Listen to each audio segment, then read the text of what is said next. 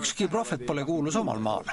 Kui kodumaised telekanalid pole juba ammu eurovastase Ivar Raigi koduuksele koputanud, siis samal ajal on seda teinud arvukad välismaised reporterid. Kui minu käest eelmisel aastal BBC küsis enne Eesti liitumist eurotsooniga, siis mina ennustasin juba ette, et eurotsoon võib jaguneda kaheks, kus ühte jäävad siis tugeva eelarvedistsipliiniga riigid ja teise jäävad nõrga eelarvedistsipliiniga riigid, ehk siis esimesse jäävad eelkõige Põhja-Euroopa riigid ja teise Lõuna-Euroopa riigid. Kui rahalistes raskustes Kreeka, Iiri ja Portugali majandused moodustavad rahaliidust vaid oma 10%, siis Itaalia puhul on lugu teine.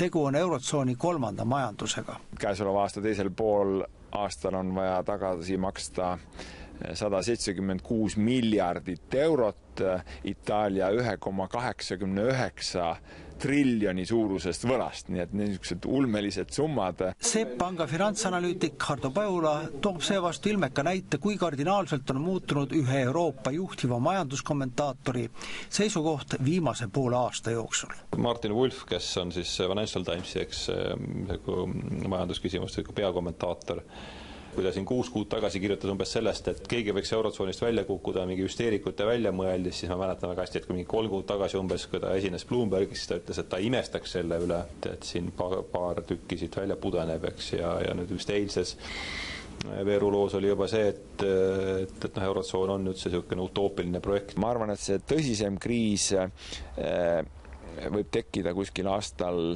2013-2014, siis kui näiteks on uuesti vaja refinantseerida Kreeka laenusid ja tekivad suuremad probleemid siis suurriikide laenude tagasimaksmisel.